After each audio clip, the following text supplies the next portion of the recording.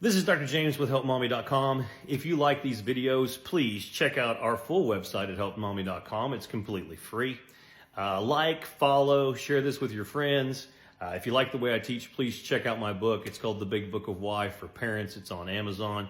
Would love to have you pick that up and read it and help you with your kids. I will tell you, the number one purchaser of that book is me. I buy these books and I give them to every single one of my newborns because I believe it. I believe it was a great book. I believe it helps parents. And to be honest, it cuts down on the number of phone calls I get because these are a big source of phone calls of parents who have questions. So check that out.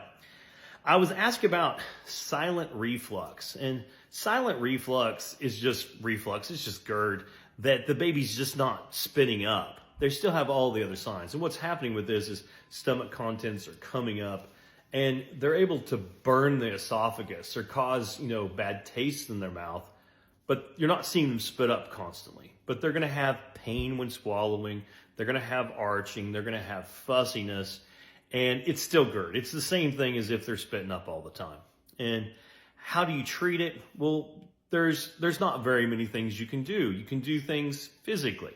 And physical things are like using gravity so that your mouth is higher than your stomach, so that gravity pulls the stuff toward your stomach. So these babies, you may try and keep them upright for a longer period of time. Trying to decrease what would make them burp. So, burping them and seeing if that can help. Decreasing foods that make them burp. You could decrease the acid, and you could do that in one of two ways. You can just neutralize it. And that's going to be things as a big person you think of as like Tums or Rolaids or something like that. In kids, there is a Gaviscon that you can use that it's using things like magnesium, aluminum, things like that to decrease the acidity. The problem with this is that that's all it's doing. It's only working at the moment that you give it. And sometimes it can tend to cause constipation. This isn't something I use a lot in babies.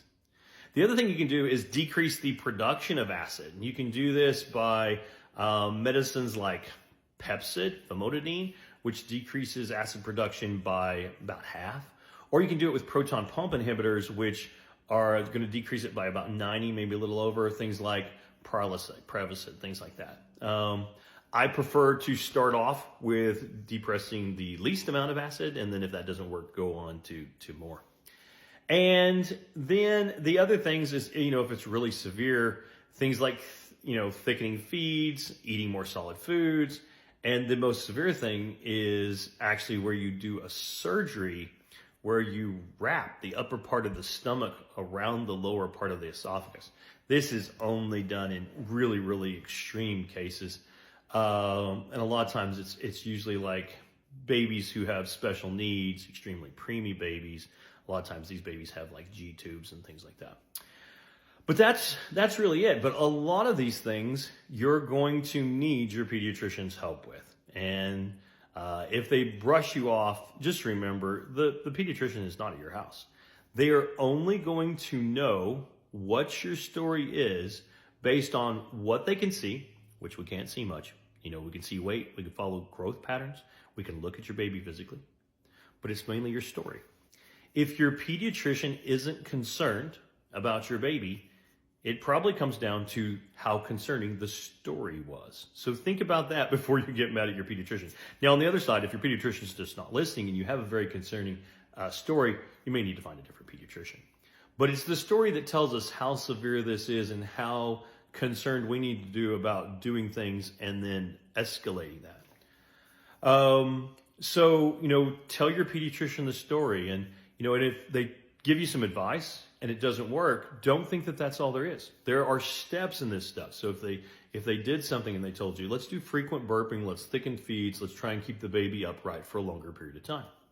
And you go home and you do that and a week goes by and your baby's still miserable, don't just stop there. Go back and talk to your pediatrician, because then you need to go to the next step. And then you try that. And if that doesn't work again, you go back and you go to the next step. But the pediatrician themselves are not going to know that you need to go to the next step until you tell them the story. The story is very important. How miserable your child is. How is this affecting your household? What kind of hoops are you jumping through and this just isn't working and your baby's still miserable? You have to tell them that before they're going to know to get concerned. So whether you have silent reflux or they're just spitting up all over the place, it doesn't matter. If your baby's miserable, you need to talk to your pediatrician and get this under control.